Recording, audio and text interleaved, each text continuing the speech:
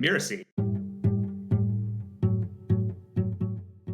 I think what's also missing in people's mental model of developing courses is mapping out what the participants in the program are going to need to do and the time and energy that's really going to take.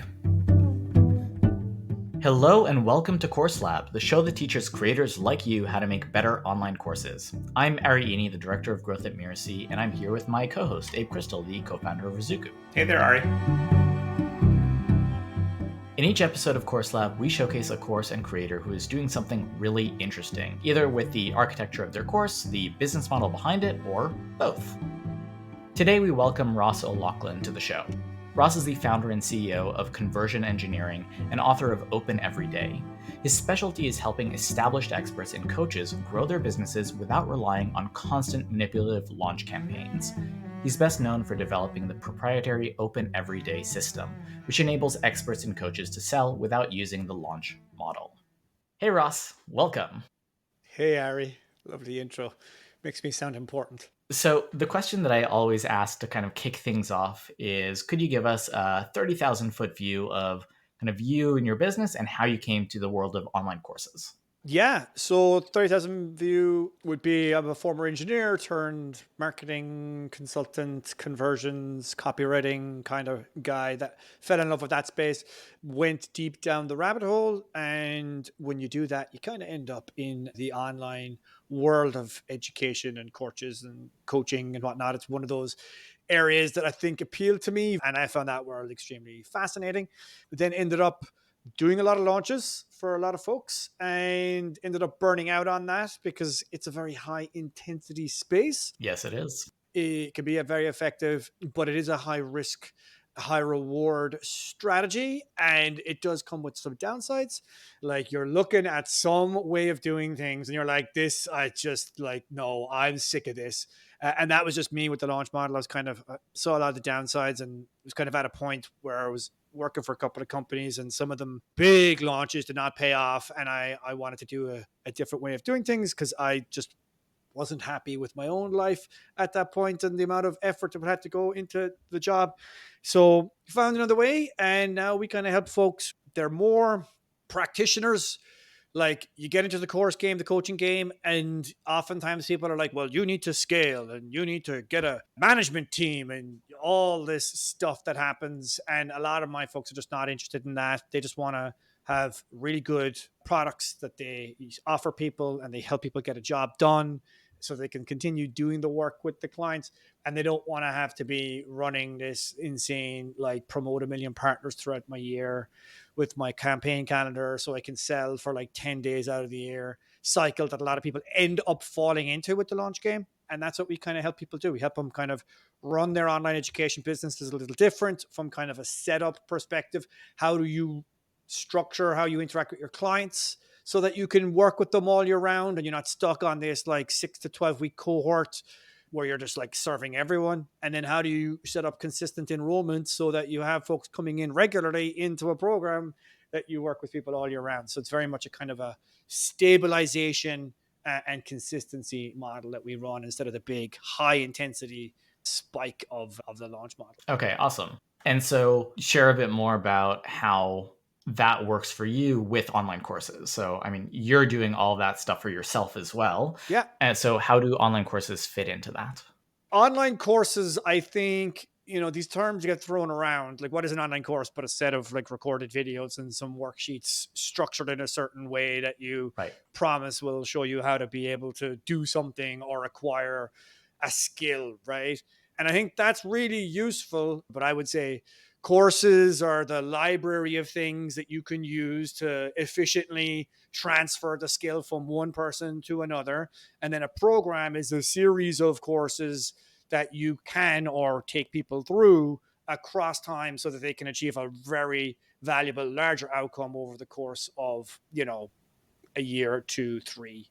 And so I use courses in my program so that I can help my clients in a very leveraged and efficient way when necessary.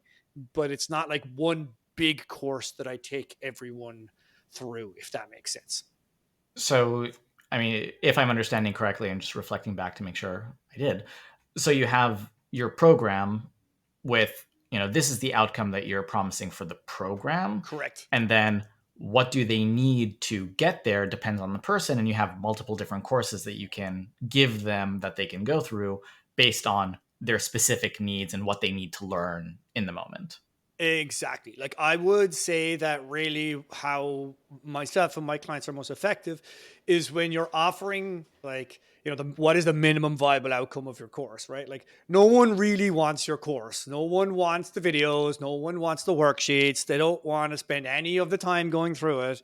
What they want is the outcome on the other side of that. So for myself and my clients, we tend to promise that outcome and then deliver it in a done with you fashion where you're there and you're assisting and you're coaching and you're consulting. And then courses are used as a very leveraged way where you can say, oh, wow, you really need to work on this thing right now. That's actually something a lot of my clients need to work on. So handily enough, I've created this online course. Why don't you focus on this for the next 6 to 8 weeks? And that will help you get the outcome. And then the student gets a really well worked education unit where you've spent the time to unpack it and help them get a really good outcome. And then you are not on the hook for having to deliver that one-to-one with absolutely everyone, right?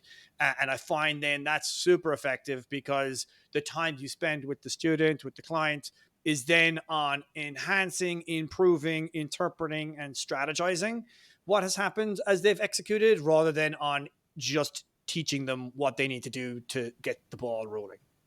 Right.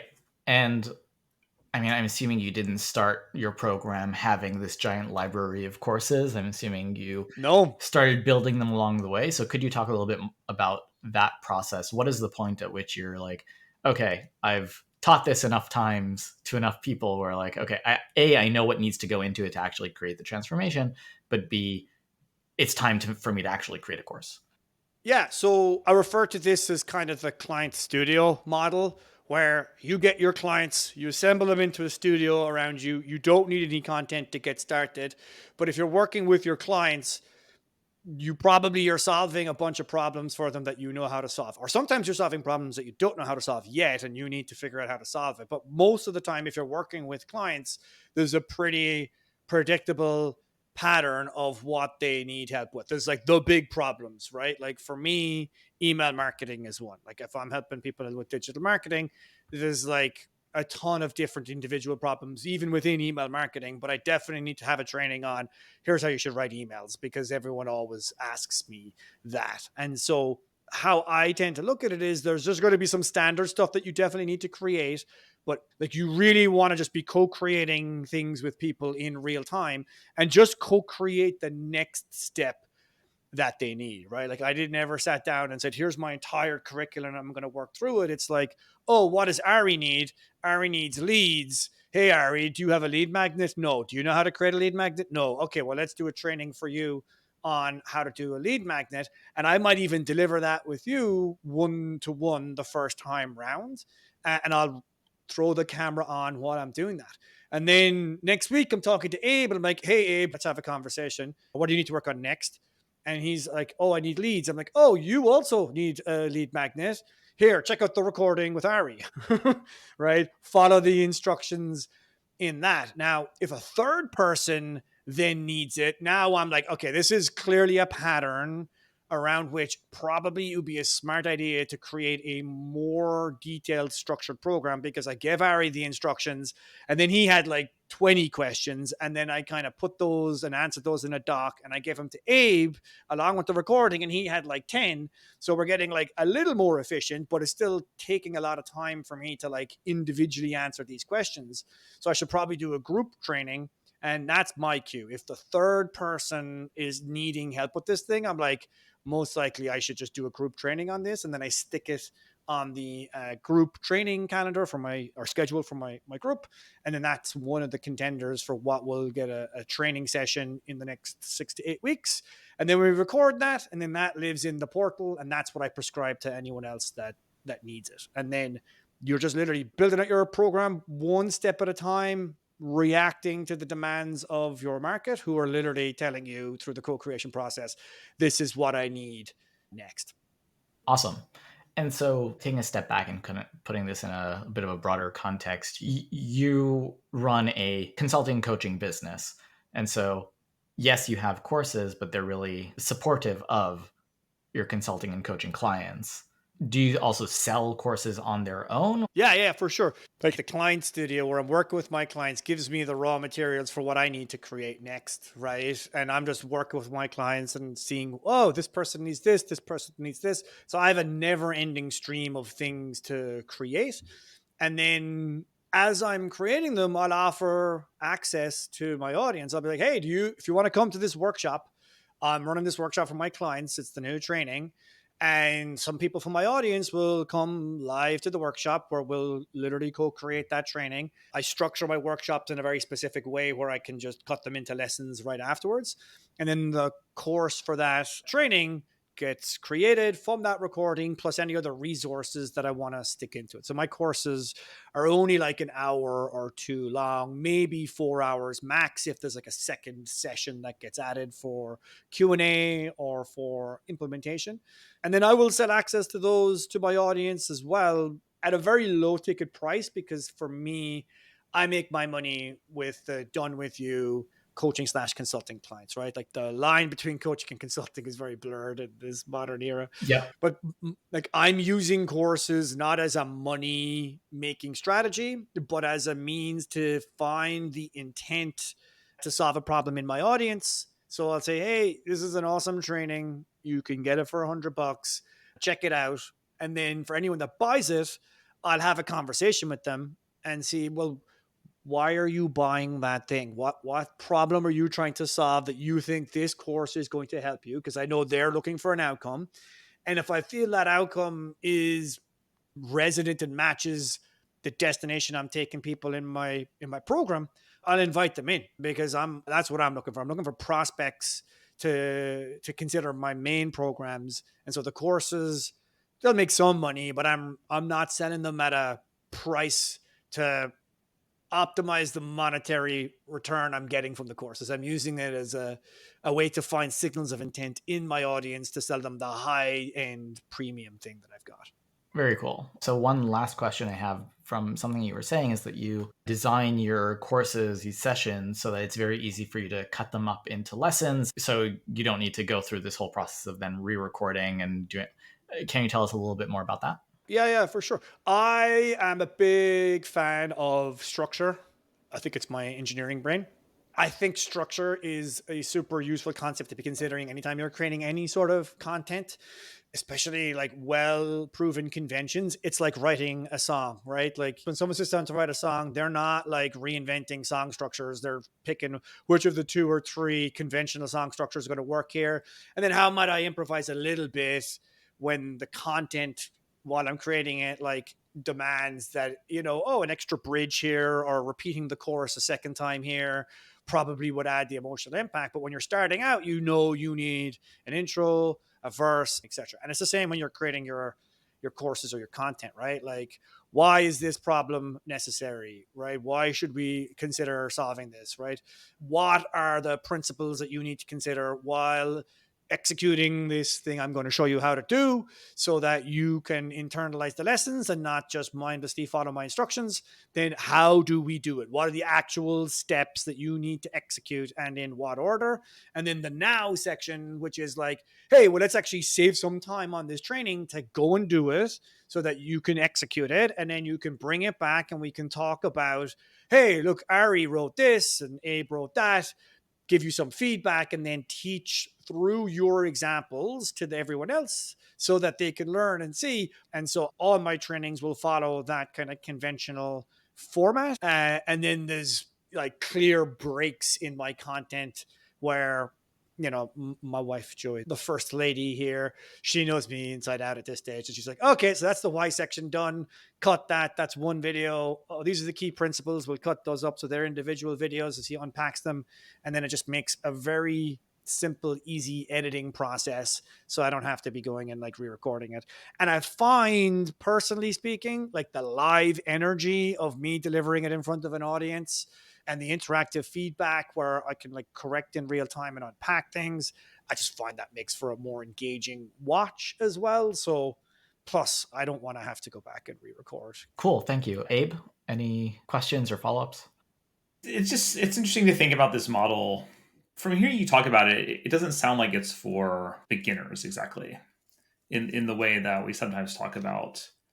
Here's how you would get started with courses. If you are, just beginning, you would like talk to people and then do a pilot and stuff like that.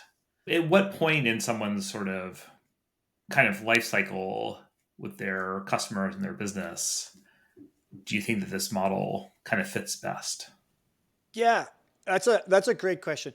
I will say like one of the lessons I really took from my time at Mirasee was back when, Danny was one of the first to talk about piloting and co-creation, right? And it's those are two such effective ideas that everyone now kind of talks about them. I've just compounded and reiterated those principles. Like what I'm actually doing with this stuff is I am just piloting and co-creating like absolutely everything that I'm doing. And then I'm more than willing to share the really rough versions of those with my clients because I know that they're far more interested in, is this thing going to work than is this a polished learning experience? And so I have a couple of clients that are starting much earlier in the process, and I'm encouraging them like embrace this thing just because I think it will lead to far better results if you are literally working with people and building your thing out one step at a time rather than thinking I need to like create this course. And like when you're early in the game, like it is kind of this undertaking. This is my course and it's kind of a signature piece and it needs to be this like, collection of all the wisdom that you've accumulated. And that comes with a lot of problems. Now, you do have a good point that it is most effective when you're a little more advanced, but I think the principles that I've just thought people would be far better off if they got over the specialness of what a course needs to be and thought of it just as recorded instructions that someone can follow, right? To repeat the steps and get an outcome. Now, like how I designed the client studio was to solve the problem of, so you had people come into your course and you sold it for $1,000 or $2,000. What next? Like people often will come into a course and your students will get some sort of outcome. But like, if we're being honest, what percentage of people actually do everything in the course? Like most people don't. They'll do something and they'll get some win and then they feel like they got value from it, and then their motivation to keep going kind of dwindles because the excitement and the energy that they got when they were engaging with the marketing and the ideas of fresh perspective, all that tends to dwindle, and then they kind of move on, right? And I was looking at my clients going like, guys, you so much more to do. Right? Like, because my first course was huge. And so I think once someone has kind of got something, I would be bolting on some sort of done with you, let's keep going, where do you want to get to in 2 years time, right? And like there's only so much you can do in 6 to 12 weeks. So I would say a percentage of everyone's customer base and student base want to continue playing the game and you want to continue serving them. And I think everyone would be served better if the person running the program or course just stretch their time horizon a little further and start to enroll folks into, well, how do we continue playing the game and winning together? And then how can I give you things in bite-sized chunks? Because like most people stuff 2 years worth of execution into a 12-week course, right? Life would be much easier if I could just keep a percentage of the ones that I earned around and continue to create solutions and solve problems for them. Does that make sense? I mean, yeah, do you see that as different than sort of like a course that progresses into like an ongoing membership? Or what are some of the distinctions? At a very like fundamental level, if you want to boil it down, I think moving it into a membership, like when I hear membership, and a lot of other people hear membership, it's kind of like, great, I sold this thing for $2,000 and it was 3 months long. I'm going to stick him in $100 a month membership after that. And I am far more interested in charging another $2,000 for the next 3 months, right? Like, I want to keep people highly engaged and be charging them a painful amount of money that makes them motivated to get value from it, right? Like a lot of people kind of, and I know I'm not sure if you mean this, Abe. I'm commenting more on when I hear people say membership, right? Like they often think, oh, great, I'll just stick them in this $100 a month thing and then I'll like throw them the odd bit of content, but I'm not really going to be engaging with them that much, right? Like it's hopefully a sort of passive monthly recurring revenue. Whereas I'm more interested in saying, well, no, let's keep going. I want you paying enough money that it hurts so that you're continually motivated to get stuff out of working with me. And so if someone paid $3,000 for 3 months, I think it's kind of incongruent, inconsistent for them to feel like they're getting the same thing if you drop the monthly recurring charge down to something that's like, orders lower. But fundamentally, it's a membership that I run, right? Like it's like people are going to continue working with you and then they will eventually leave at some stage. Like I don't define it as a membership. Some people might consider it that, but it is an ongoing done with you client engagement where, yeah, we're just continuing to wing together. I get a lot out of it because I see, oh, wow, Abe solved those problems and now he has this problem. So that's clearly one of the solutions we need at this part of the journey. And then my role is understanding, well, where do you need to go next? And do we already have that solution or do I need to create it? So it's more of a kind of a collaborative space where I'm the solution creator and definer rather than hey, this is a bunch of trainings and a membership forum, which is what a lot of people think when it comes to membership, if that makes sense. I mean, yeah, sometimes we see that it's hard to like sell a membership up front, right? As opposed to saying like, hey, join my course or join whatever like structured experience. And then you hear about the ongoing membership once you're sort of immersed in that. But it sounds like in your model, you're able to sell what is effectively a membership directly.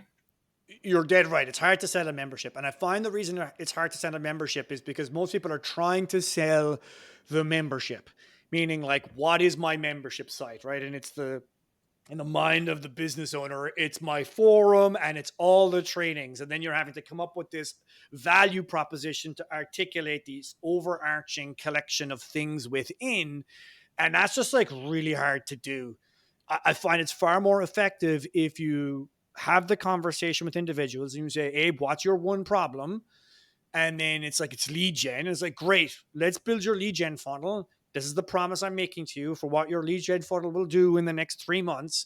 We'll work on that and then we'll do it in the client studio I've got. And here's how it works once we've got that done.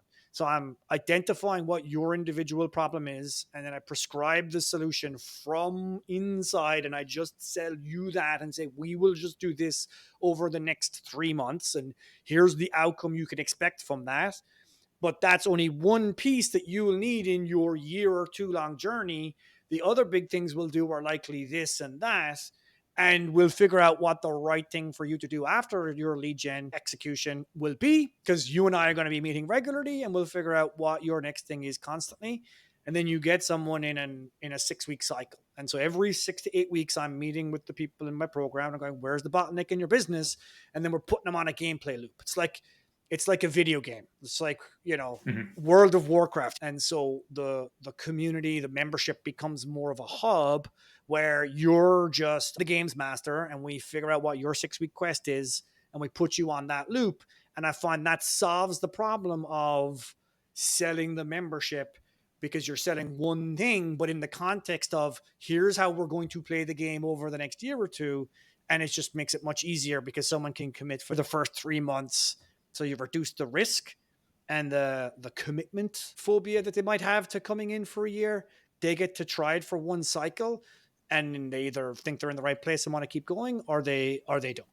So just to follow on this, like a little question around the logistics. You sell the 3-month package and then after that it's yearly, or is it essentially 3-month sprints? So how I frame it is, hey, Ari, so you'll join the chamber for coming in. We'll work on your lead gen strategy. So we'll build your lead refinery. The chamber is a year-long program, but we have a 90-day love it or leave it, right? So if you want to come in, we'll get a bunch of work done. We'll probably get this thing built and probably start your next 6-week project as well within those 90 days. If after 90 days you don't feel like you're in the right place, we'll part as friends. We'll have gotten some good work done. But if you do feel like you're in the right place, then we'll continue on, right? You will commit for the rest of the year at that point.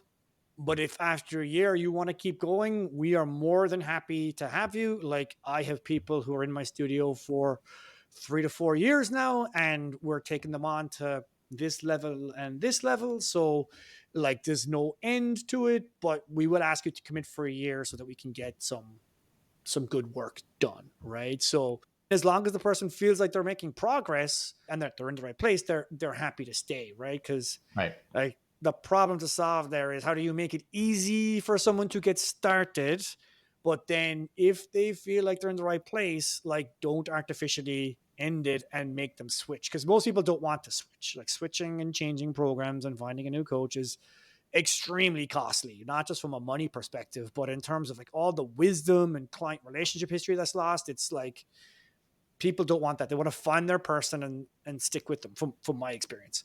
Awesome. Anything else you want to mention for people before we wrap up? I would just add, like, people are not buying, the content, right? They're buying the outcome, and they're buying working with you. And I think if you realize that, and then think of your courses as an efficient way for you to do what you would do one-on-one with people, I think you'll go much further, right? And it'll be much easier, and you'll create better products, because it's far more about, how do I time efficiently get someone to do the thing, rather than thinking I have to create this heavy lift of knowledge and wisdom content that, to be honest, like, is, most people are not going to go through all of it. So yeah, ship early, ship often.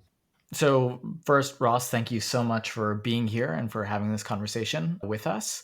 Where can our audience go to learn more about you and the Client Studio? You can go to conversionengineering.co. Go to the product page. There's a training there for the Client Studio. It's like $500. I'm happy to give you guys, this is unannounced, happy to give you guys a credit. Someone from your audience can check that out. That's the best place to get started if you're interested in learning more about the model. If you want to get in our email list, there's also a book page there for the Open Everyday book. You can grab that and get on the email list if you want to follow along. Awesome. Thank you so much for being here. My pleasure. Thanks for having me. Ross helps established experts and coaches grow their businesses through 2 core programs, the Chamber and the proprietary Open Everyday system. You can learn more about that at openeverydaybook.com. That's openeverydaybook.com. Now stick around for my favorite part of the show, where Abe and Ari will pull out the best takeaways for you to apply to your course.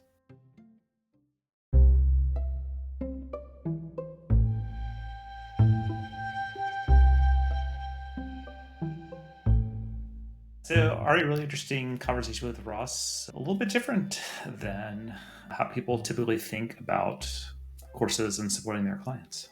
Mm-hmm. Yeah, I think for the coaches and consultants out there who have that feeling of they need to have an online course, because that's kind of what they see people doing, I think the way that Ross outlined it is an interesting and valuable approach for them to kind of be aware of and think about. I mean, the big thing that jumped out at me that I think would be valuable for people to really reflect on is this idea that a lot of course creators are trying to stuff 2 years of execution into a 12-week program. Mm-hmm. I think people should really sit with that and think about, to what extent are you doing that in the courses or programs that you currently offer or you're designing or thinking about. Because I think that is a lot more common and a lot more under-recognized, I guess you could say. Yeah, agreed. And I think that often people feel like they need to do that because they need to, add value. And for some reason, and I can see how this happened, but people equate more content with value when it's always about the outcomes and what do people actually need for the outcomes and not how much can you stuff in there.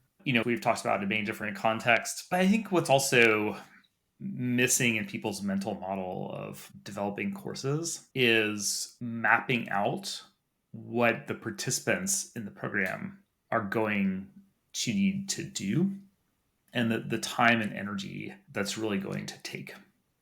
And so that's where I think people wind up in the stuffing 2 years of execution into a 12-week program, because you could actually create a 12-week program that has a reasonable amount of content and have it be very well designed, and yet still fall into that trap of, we're going through this over 12 weeks together, and people aren't going to be able to scratch the surface of what they can apply and do based on what they're learning here.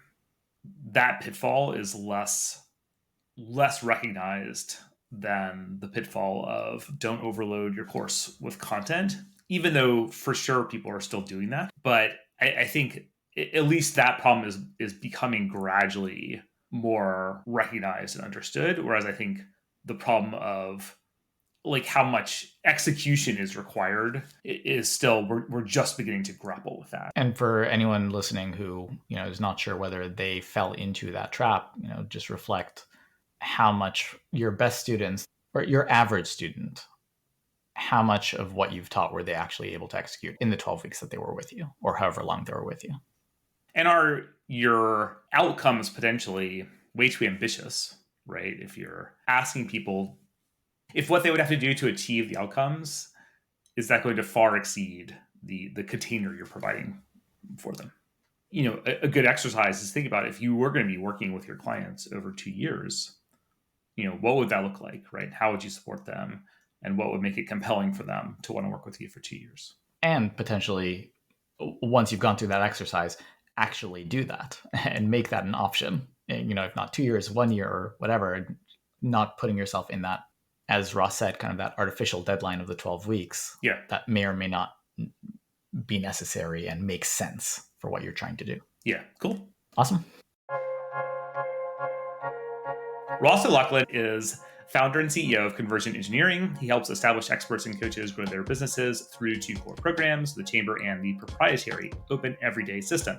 You'll find the link to his website in the show notes. Thank you for listening to Course Lab. I'm Abe Crystal, co-founder and CEO of Rizuku, here with my co-host Ari Eni. Course Lab is part of the Mirasee FM podcast network, which also includes such shows as Making It and Just Between Coaches.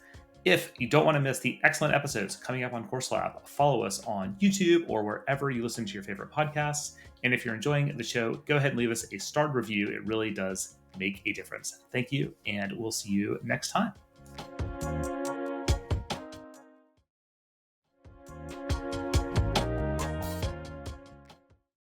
All right, Ari, who do we have coming on the show next week? Next time, we're going to talk to a professional mermaid. Marielle Chartier-Hainaut is coming to the show. She's based here in Montreal and founded the world's largest mermaid swimming school. Wow, I did not know that. That's pretty amazing. Yeah, it's interesting. And I'm sure that I butchered her name, but we'll see you next time. Okay.